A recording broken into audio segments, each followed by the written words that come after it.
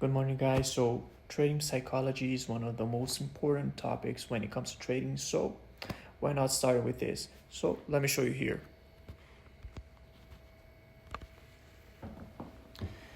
Yeah, you can have the best strategy in the world, perfect entries, clean setups, but if your head isn't right, it won't matter. Trading is really a game against yourself, and the market doesn't care what you want. It just reflects how well you can manage your emotions, right? And every candle shows fear, greed, and hesitation playing out in real time. The traders who last are the ones who stay calm when things get messy. They don't chase, they don't panic, they just follow their plan. That's what trading psychology is all about, learning to manage you.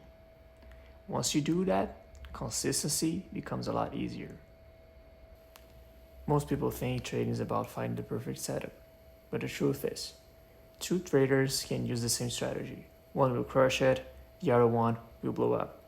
The difference isn't knowledge, it's mindset. Your psychology decides whether you follow your rules or break them, whether you stay patient or force a trade. You don't lose because your system doesn't work. You lose because emotions get in the way. When you focus on the mental side, confidence, patience, and emotional control, everything else starts working better. Simple as that. It's not just charts, it's character. These three emotions control most traders. Fear makes you skip good setups, greed makes you overtrade, hesitation keeps you frozen, watching moves you should have taken. You will never get rid of emotions. They are part of being human. The goal is to notice them, not act on them. When you feel fear, pause. When you feel greed, slow down. When you're hesitating, go back to your plan. Once you can see your emotions without reacting to them, you start trading from logic instead of impulse. That's when things change. Discipline is what makes or breaks traders. Everyone is disciplined when they are winning. The real test is when you're losing, bored, or frustrated. Discipline means following your rules no matter how you feel. Same risk, same routine, same patience. It's not exciting, but it's what builds consistency. Amateurs trade to feel something, professionals trade to follow the process. If you can do the right thing over and over, even when it's uncomfortable, that's when you start seeing steady results. Most traders lose money because they don't know what to do, because they can't wait. The market is always moving and it tempts you to jump in. But every random click drains focus, energy, and capital. Patience is what keeps you aligned with your edge. It's what tells you not yet when your emotions say, go now. Waiting isn't weakness, it's strength. Every time you wait for the right setup instead of forcing one, you build confidence. And that's what separates the impulsive from the consistent. Confidence doesn't mean you're always right. It means you trust yourself to handle whatever happens.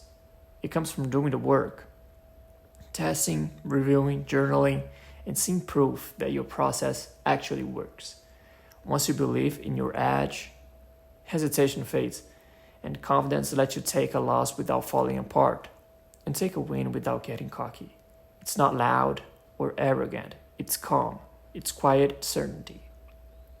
And that only comes from experience and repetition, for sure.